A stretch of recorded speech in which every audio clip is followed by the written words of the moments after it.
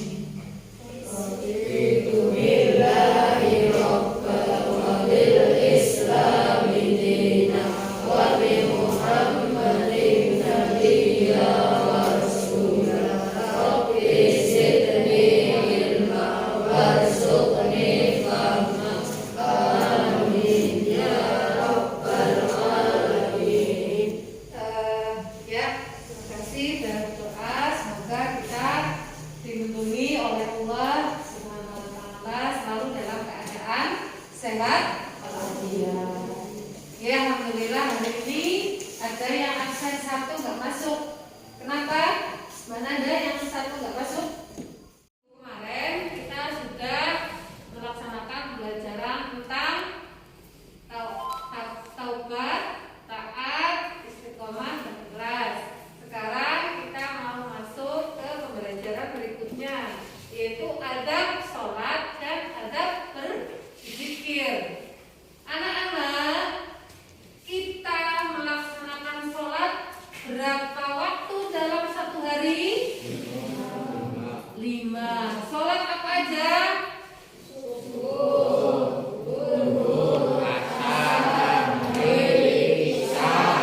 Sudahkah anak-anak sholat tadi pagi subuh? Sudah, Bu. Jamaah boten? Boten. Ada yang jamaah, ada yang tidak. Alhamdulillah. Jamaah pun ada yang jamaah di rumah, Bu. Saya jamaah di rumah, jamaah sama bapak. Ya, tidak apa-apa. Yang penting berjamaah. Alhamdulillah, anak-anakku. Biasanya kalau setelah sholat langsung kencing, pergi apa zikir dulu? Zikir dulu. Saya enggak, Bu, langsung pergi gitu. Apa zikir dulu? Zikir dulu. Alhamdulillah, para anak-anakku semua sudah bisa memahami apa itu sholat, bagaimana cara sholat yang baik dengan zikir yang baik itu seperti apa. Melaksanakan zikir biasanya dilaksanakan rata-rata ketika habis sholat. Walaupun zikir itu bisa kapan aja, tidak hanya setelah sholat, tapi bisa juga dilaksanakan di mana aja dengan selalu mengingat asma atau sifat-sifat dari Gusti Allah yang bagus. Pembelajaran hari ini yaitu tentang bagaimana adabnya sholat yang baik dan bagaimana zikir yang baik akan kita belajar hari ini. Untuk itu, guru meminta kalian untuk membagi beberapa kelompok menjadi masing-masing satu kelompok itu ada 4 sampai 5 anggota kelompok. Oke, siap? Untuk kelompok ini nanti berarti ini kelompok 1, kelompok 2, ini nanti kelompok 3, kelompok 4. Dibagi menjadi 4 kelompok aja. Nanti ada yang 4 anak, ada yang 5 anak. Silakan anak-anak, ayo kita bagi untuk mejanya dijadikan apa saja. Tadi 4 meja itu nanti jajakan. Itu belakang juga.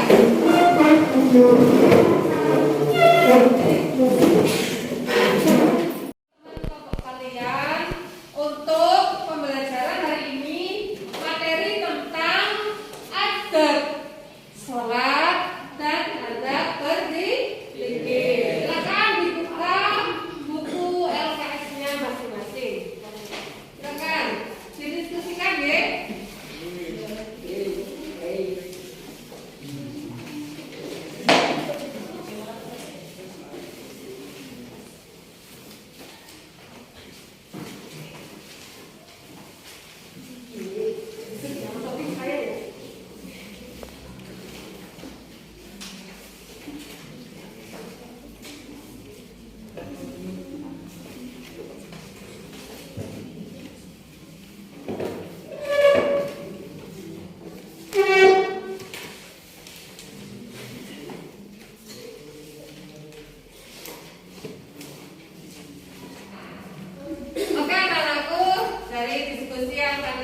sudah diskusikan, sudah bisa dipahami?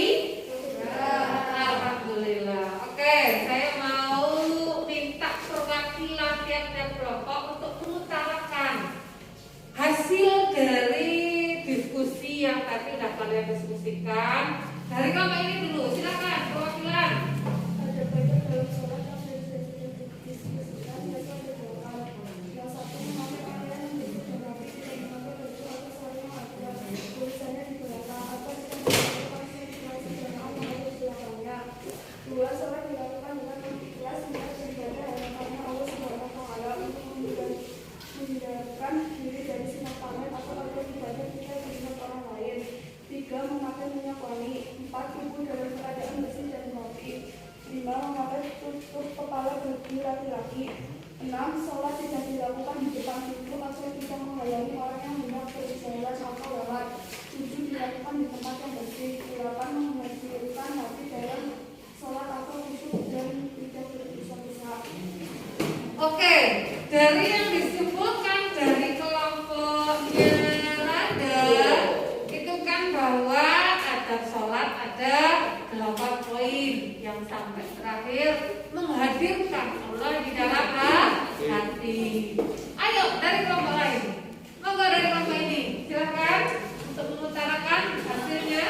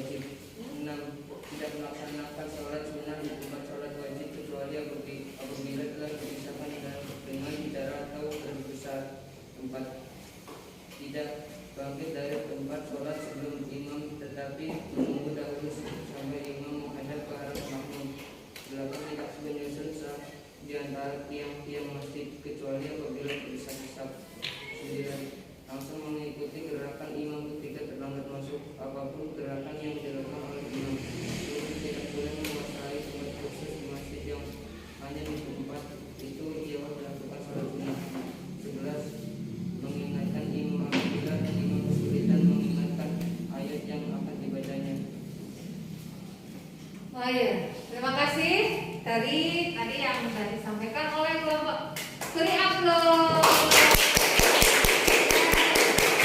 Untuk selanjutnya, silakan untuk tadi yang sudah disampaikan oleh kelompok 1, kelompok 2, sekarang kelompok yang berikutnya mengutarakan apa yang sudah didiskusikan bersama teman-teman. Silakan perwakilan dari kelompok ini. Siapa yang mewakili? Oh ya siap, Mas Maul, silakan. Menurut Ibnu Atal, penulis kitab Al-Hikmah, zikir terbagi atas 3 bagian, yaitu zikir jali, zikir kafli, dan zikir hakiki. Berikut penjelasan dari bagian-bagian zikir yang disebutkan. 1. Zikir jali adalah suatu perbuatan mengingat Allah Subhanahu wa Ta'ala dalam bentuk ucapan lisan yang mengandung arti pujian, rasa syukur, dan doa kepada Allah Subhanahu wa Ta'ala yang lebih menampakkan suara jelas untuk membangun gerakan hati. 2. Zikir kafli adalah zikir yang dilakukan secara khusyuk oleh ingatan hati, baik disertai dengan zikir lisan maupun tidak. Orang yang tidak mampu mengerjakan zikir ini merasa dalam hatinya senantiasa memiliki hubungan dengan Allah Subhanahu wa Ta'ala. Zikir hakiki dalam zikir yang dilakukan dengan penuh jiwa raga lahiriah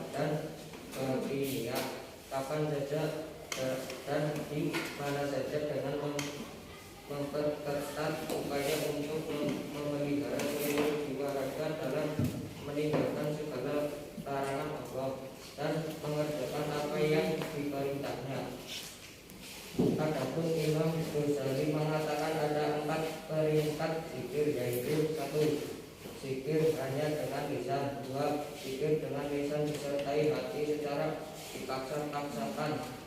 Takalum. 3. Zikir dengan hati dan hadirnya pada lisan tanpa dipaksa-paksakan. 4. Zikir hati yang benar-benar terdiam juga dalam hati sanubari sehingga orang yang berzikir merasa tenggelam di dalamnya. Oke, beri aplaus. Terima kasih untuk kelompok ini. Silakan ini yang kelompok terakhir mau mengutarakan pendapatnya dari hasil diskusinya. Yang mau mewakili siapa?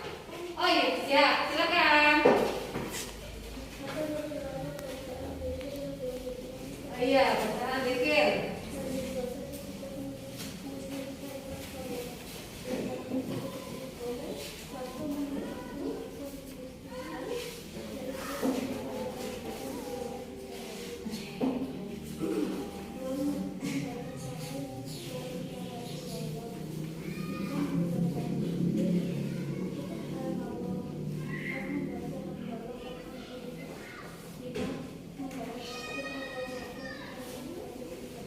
Sebanyak 33 kali.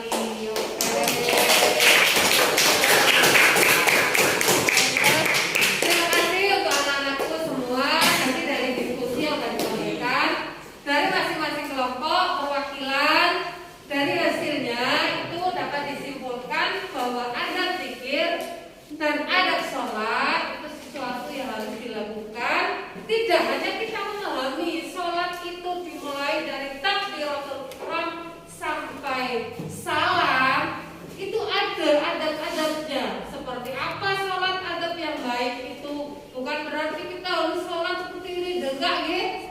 Tapi bagaimana adab-adabnya, pakaiannya seperti apa, tadi sudah disampaikan oleh teman-teman kalian di sini. Alhamdulillah dari zikir, dari sholat, zikir sudah disampaikan semuanya, bahwa yang Bu Guru simpulkan di sini bahwa adab sholat dan adab zikir itu lebih mengutamakan daripada hati kita untuk menyatu dengan Gusti Allah. Tadi ada yang perlu disampaikan lagi, bahwa tadi ada yang belum menyampaikan apa itu dari keutamaan sholat dan zikir. Karena tadi anak-anak hanya mengutarakan adabnya, adab sholat itu seperti apa, adab zikir seperti apa. Tadi yang terakhir disampaikan bahwa bacaan zikir itu mulai dari istighfar sampai takbir itu sebanyak 33 kali yang biasa dilakukan setelah menjalankan sholat. Nah, keutamaan dari sholat itu ada 4. Senantiasa beriman dan mengingat Allah. Kalau kita sholat ingatnya siapa, Mas, Mbak? Allah. Iya, masa kita mau sholat ingatnya orang lain? Kalau kita sholat ingatnya ke Gusti Allah. Senantiasa hidup bersih karena setiap hendak melaksanakan sholat atau zikir itu kita harus dalam keadaan bersih. Orang kita habis main terus langsung duduk sholat pakai pakaian yang kotor itu enggak. Seperti tadi yang sudah disampaikan di dalam adab sholat itu pakaiannya harus bersih. Dengan kita sholat berarti memulai kita terbiasa dengan hidup bersih.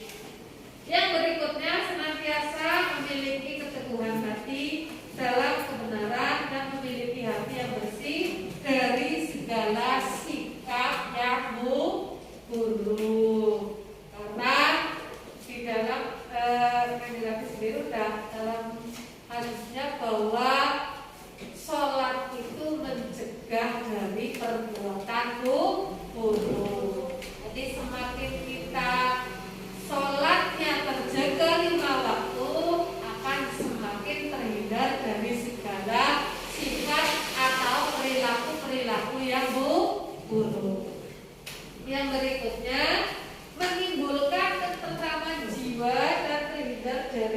gangguan kejiwaan maupun stres, karena kita yakin dan merasa tempat bergantung atau menyadarkan diri yaitu hanya kepada Allah Subhanahu wa Ta'ala. Sebaik-baik penyerahan diri itu adalah hanya kepada Allah Subhanahu wa Ta'ala. Terus itu tadi keutamaan dari sholat. Yang berikutnya adalah keutamaan dari zikir. Zikir itu dari kata zakaro, artinya mengingat Gusti Allah. Keutamaan zikir itu satu, membuat hati manusia, hati kita semua itu menjadi tentrem kalau kita mengamalkan zikir. Dimulai dari kemarin yang terbiasa zikirnya 1 kali tok, istighfar 3 kali penting, langsung lepat-lepat mungkin sajadah keluar. Sekarang kita biasakan yang kemarin hanya 3 kali ditambah menjadi sesuai dengan keutamaan, yaitu sebanyak 33 kali. Dengan seperti itu nanti hati kita akan semakin tentram. Yang berikutnya keutamaannya itu adalah menyebabkan manusia berani menghadapi persoalan hidup, tidak mudah stres atau gelisah karena sadar bahwa semua yang dialami manusia adalah ujian dari Allah Subhanahu wa Ta'ala. Yang ketiga, sebagai sarana kontak batin dengan Allah sehingga manusia merasa selalu dalam pengawasannya. Kontak batin, komunikasi, ya, kayak kita komunikasi dengan orang itu kan sekarang lewat apa? HP. Apakah komunikasi kita dengan Allah pakai HP? Tidak. Komunikasi kita dengan Allah itu pakai zikir, mengingat, menyebut asma atau sifat-sifat Gusti Allah yang bagus. Itu nanti akan membuat apa? Hati kita tentram sebagai sarana. Itu zikir. Yang berikutnya memiliki sikap hidup yang hati-hati karena merasa selalu dalam pengawasan Allah Subhanahu wa Ta'ala. Seperti ada kisah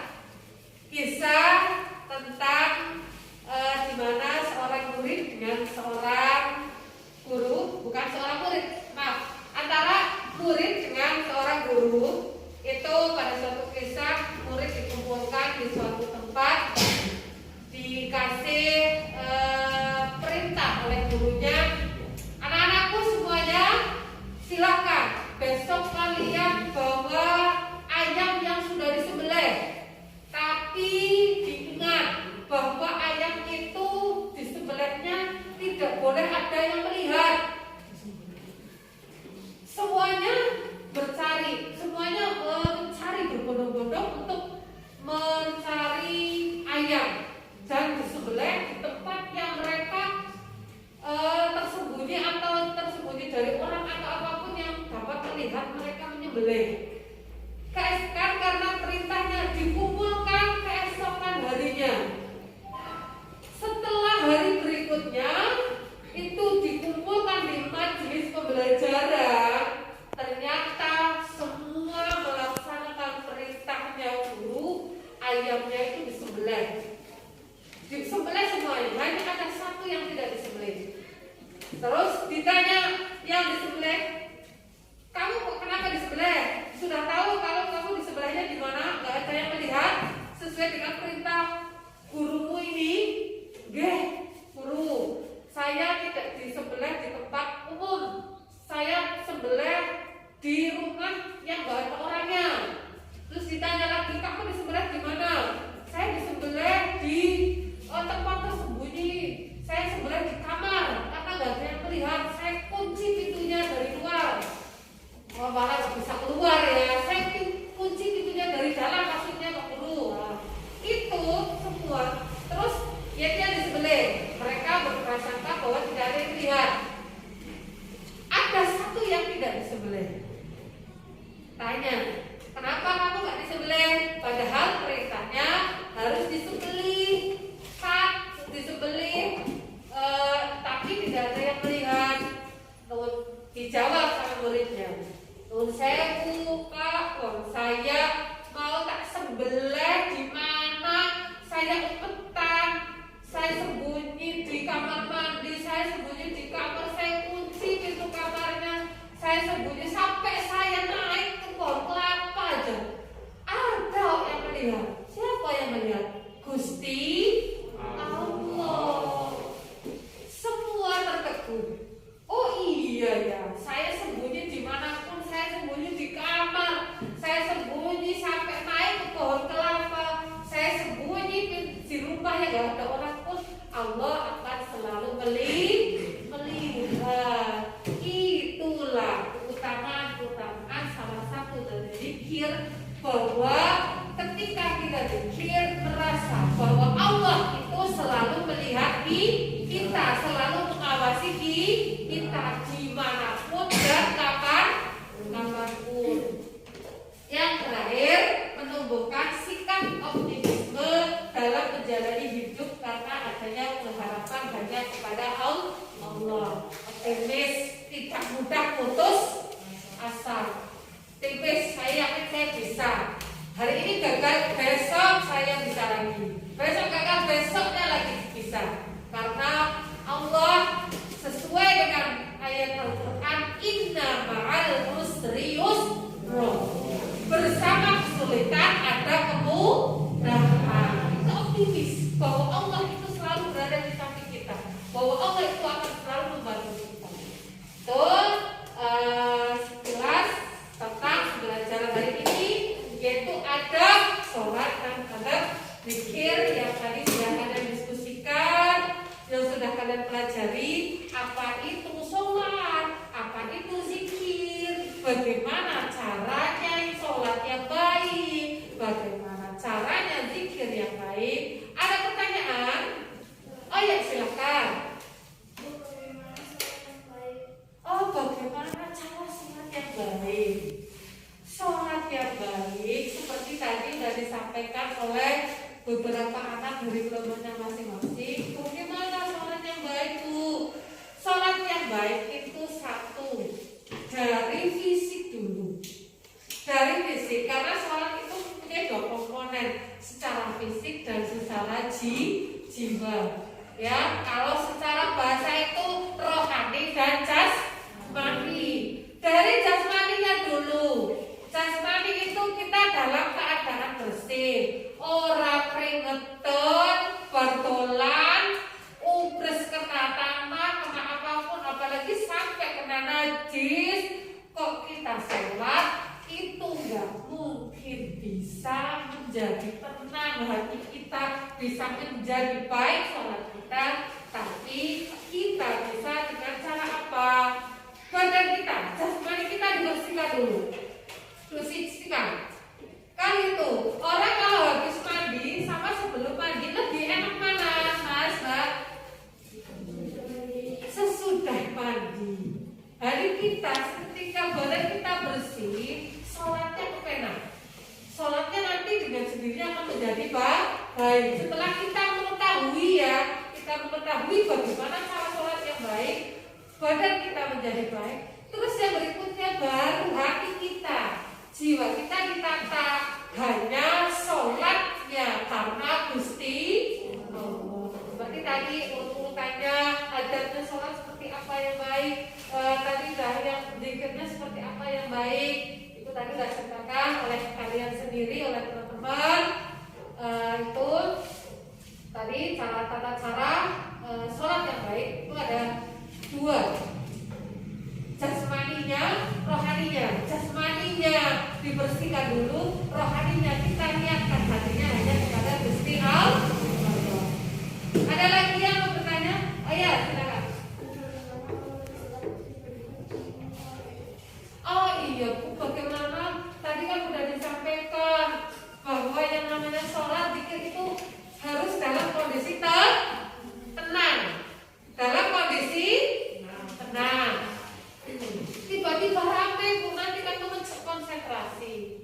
Niatkan dari niat usolli fardhu dhuhri arba rakaat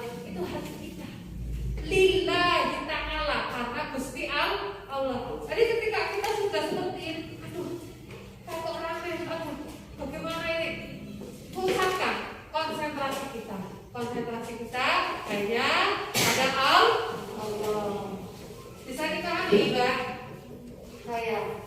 Oke, untuk pembelajaran ada pertanyaan lagi? Oh nggak ada. Bisa dipahami ya untuk pembelajaran hari ini ya? Oke, kita nanti akan melakukan penilaian. Nanti dilanjut minggu depan nanti kita akan melakukan penilaian masalah tentang adab sholat dan adab berzikir. Dari sini tadi yang sudah saya sampaikan tentang sekilas yaitu apa itu keutamaan sholat dan apa itu keutamaan zikir. Kita bisa, semoga saya bisa berikutnya. Saya mohon maaf